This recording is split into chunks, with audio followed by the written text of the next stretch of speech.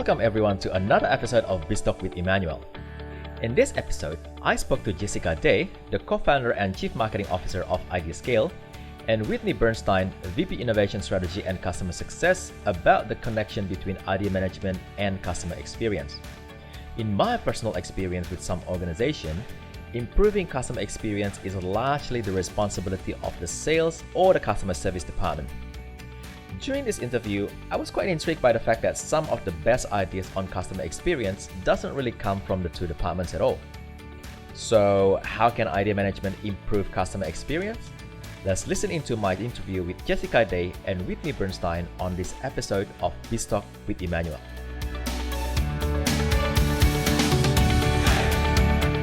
Welcome, Jessica and Whitney. It's amazing to have you back in here in the podcast. Thank you so much. It's fun to be back and check in now, almost a year later. Thank you. It's a pleasure to be with you. It's been I think almost a year that we've last spoken in the podcast. So what's been happening on IdeaScale? Well, IdeaScale is innovation management software that companies use all around the world. And one of the things that's been really interesting about IdeaScale is how people use it. They generally use us to crowdsource ideas from their employees. But one of the interesting things that's been happening is people want to crowdsource more ideas and from different places. So one of the big things that's happened in the past year is that we've acquired a new company called Betterific, which actually is a crowd of 24,000 ideators who can help you ideate from anywhere. One of the other things that we've been working on in the past year that we're really excited about is we have a real passion at IdeaScale for creating positive change, particularly impactful positive change that can get beyond the walls of an organization. And one of the ways that we've tried to make good on that belief as a company is to become carbon neutral. And so that is something we just achieved this month that we're very proud of and is part of our whole system of sort of sustainability values that we have at IdeaScale. Wow, awesome. That sounds exciting. So I was inspired with one of the blog, and this is why the reason I want to have you back on my podcast is you wrote an article about connecting between idea management and customer experience. So what is idea management and how does it relate to customer experience? Well, idea management is really kind of what it sounds. It's collecting ideas and then finding ways to organize and manage those ideas to then make choices with them. Whether you make new products or you make changes to how you're doing things around the office. But what's really interesting is we're seeing that one of the key challenges that organizations have, whether that's public sector, nonprofit, or private enterprise, is this attention that they're focusing on customer experience. How can they improve that or make it richer or deeper? And sometimes they're asking their employees for some ideas around that. Sometimes they're asking elsewhere. It's actually one of the top 5 issues that our customers work on is finding new ways to impact and improve customer experience. Right. And how is it done previously, apart from they're asking their employees on how ideas on improving customer experience? Do they do a survey? Do they actually talk to customer themselves? Yeah, I think there are a lot of traditional methods that people are familiar with. Like you said, the survey, focus groups is another one. Sometimes you can hire a consultancy. Sometimes, you're doing kind of persona building based off of some data.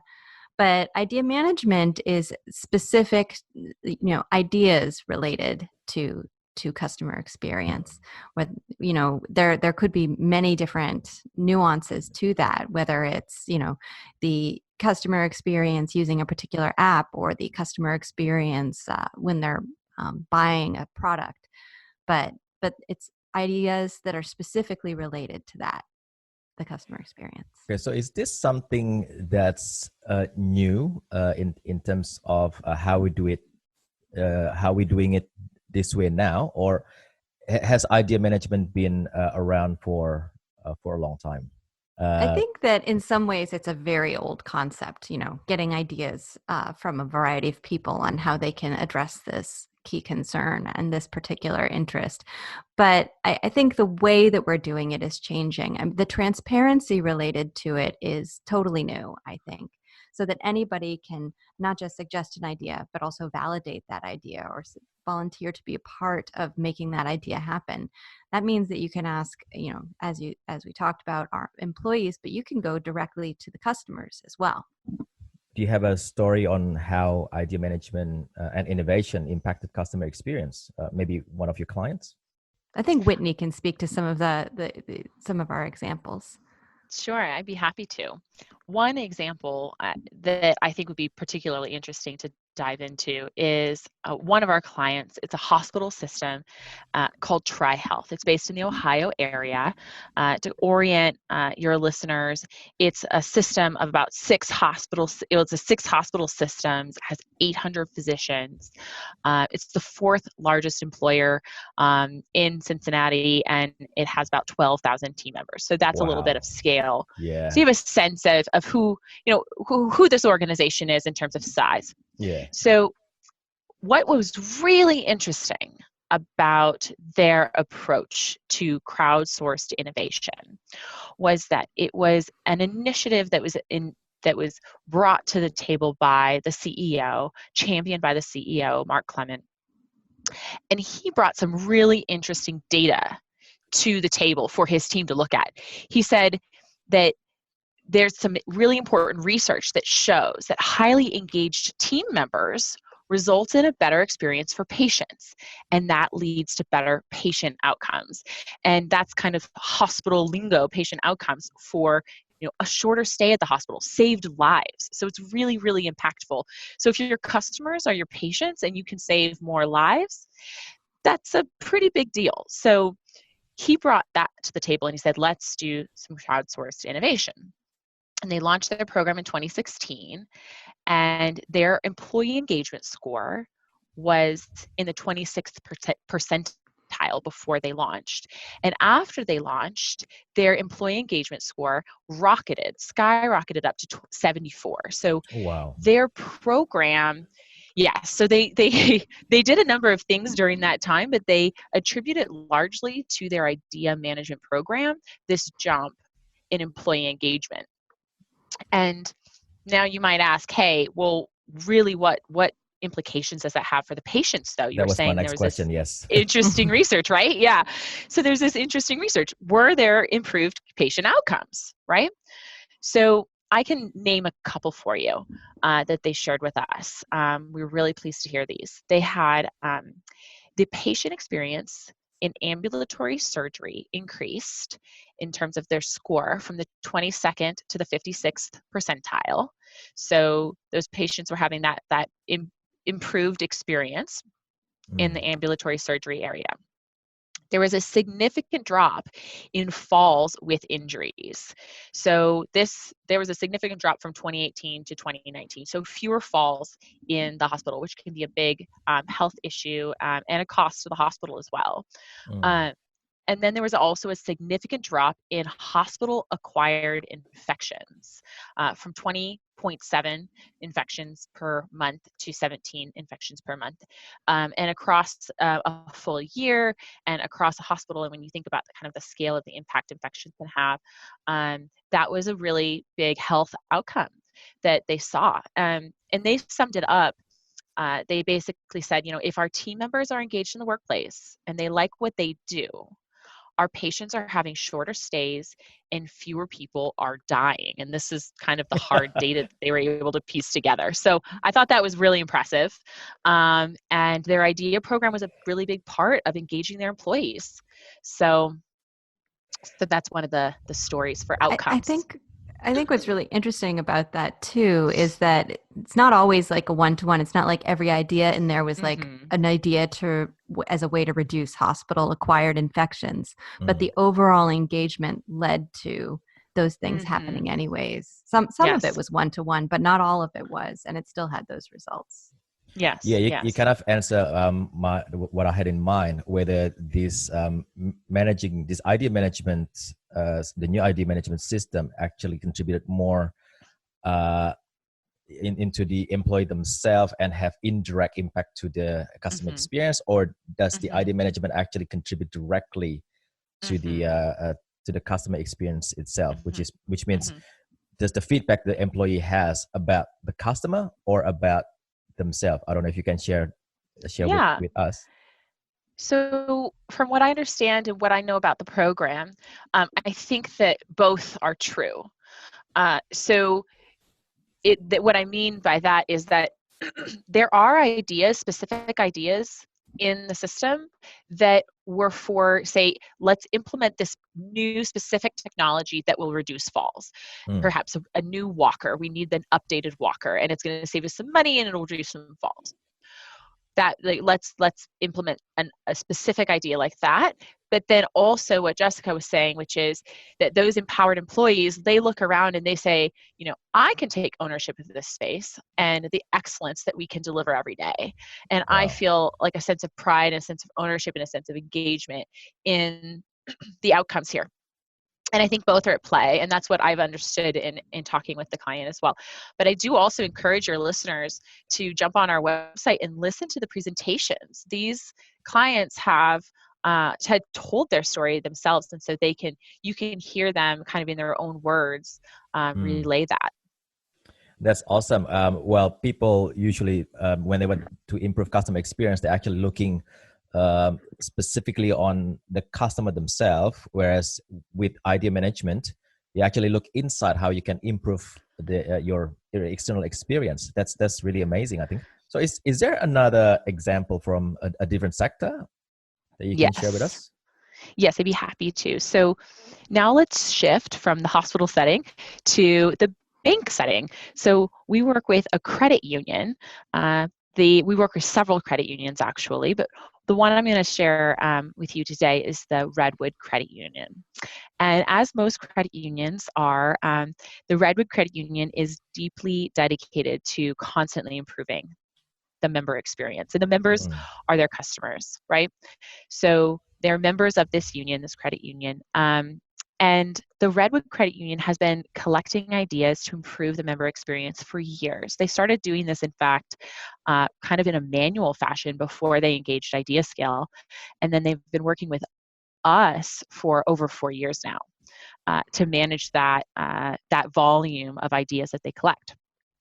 And then this program, the customer experience program and idea management program, has resulted in 70% of the staff who have engaged on the platform. So 70% of the Red Credit Union staff have engaged on the platform and contributed to their challenges and their campaigns centered on improving the member experience. mm, And their goal was to implement 50 new customer experience ideas, so 50 ideas to improve the customer experience in the first year. And they exceeded that, and they implemented over 85. So wow. they kind of set some benchmarks for themselves, some modest benchmarks. And one of the things that's the magic of building programs like this is giving yourself the space to iterate. So setting that goal, let's shoot for 50. Great, we hit 85. How many can we hit the next year? But also following up and saying, okay, great. We've been implementing ideas that are for improving the customer experience, but have we actually improved the customer experience? And one measure you can use for, kind of probing that question is your Net Promoter Score. And they reported to us that they saw a noted improvement in their credit unions, or their overall Net Promoter Score after implementing this program and implementing a number of those ideas that they've had. And they tie that also in large part back to their idea program. And we also have a case study that others can kind of read up on and get the details. But I thought that was a pretty interesting example of the results kind of coming full circle and tying up with their original intention. So when you are linking idea management with customer experience, do you need Mm-hmm. to does in your experience, do organization typically starts with the goal of improving customer experience first, or the goal to improve their overall performance through crowdsourcing ideas? which one is typically the driver? I feel like the Redwood Credit Union example, that's what they did. They were on a mission to improve customer experience. But then the TriHealth experience, they set out to engage their employees and ended up having an impact on their customer experience. And I think maybe we see people just setting out to do crowdsourcing, employee engagement, entrepreneurship, and then impacting customer experience. But as I said, it's one of the top 5 things that people are actively, intentionally going after to solve as well. Right. So one of these things that I keep coming across recently is to co-create with your customer.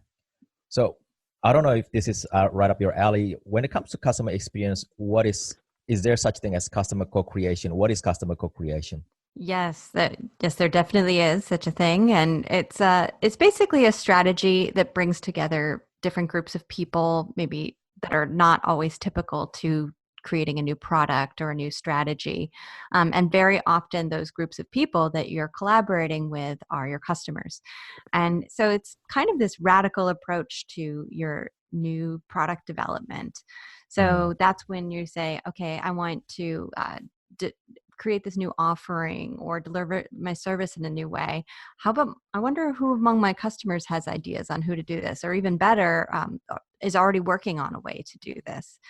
And that feeds very nicely into our acquisition of Betterific, because that was actually one of the key use cases for using a service like Betterific, is you can connect directly to your customers. Those kind of barriers between you and your customers can evaporate, and you can actually start developing solutions with the people you're looking to serve. Do you have any case study or a client example that you can share about co-creation with customer? Yeah. I mean, I think one of my favorite examples is the Target example. Target ran a few campaigns with Betterific, but one of my favorite challenges they ran was this idea of creating a new dorm room. They wanted to create a different, like a new product line of different things that they could offer to college students who are like moving out of their house for the first time. So things like stuff they'd need for their bathroom, bedding, stuff that they need like in a kitchen, even if they don't have a kitchen, and they essentially asked the question the way they did on many Betterific challenges: my dorm room would be better if. And they got hundreds of ideas in just 2 weeks, and they found 20 finalists. And then when they launched 7 new dorm room products. And the nice thing about it is it's pre-validated. If you're talking to your audience, so you're looking to sell, these products back to, what better place to go and look for some of those product ideas? So out of those 25, do they actually get, they have to manage 25, so 25 finalists, but how many ideas they actually have to manage overall? I think it was a couple hundred ideas initially, because they were asking for product proposals, and then they narrowed it down to 20 finalists, and then they actually ended up moving forward with 7 new products. Right. It's actually it's a similar funnel for a lot of other companies out there. We work with Sterilite, which is like a container company. And they were looking for new storage concepts, and they generated a couple hundred ideas, and about 20% of those ideas were explored and selected for further, research and development. But then they moved forward with filing a patent on one of those. So going back to the improving customer experience again, does customer co-creation always leads to better customer experience, or there are some cases that that's not the case? I think there are definitely ways to do it wrong, for sure. And one of them is to not like validate through a few rounds of research. It might sound great in the community or on paper, but you might want to see what it looks like in practice, or think about what would happen if you start to scale that idea out. So there are definitely missteps that you can make along the way. And I'm sure the use of idea management software like IdeaScale will help with the validation stage of the customer co-creation. That's what's so nice about it, is you can invite different people to all of those stages. You can have the customers, participate from the initial point of inspiration, but you can also have them come back and be like, okay, here's the prototype we built. What do you think about this? Or you can come back and ask them later, okay, we've built it. Now what are we going to name it? And then ask them to participate in that. So it can be an ongoing process where you get to reconnect with your customers.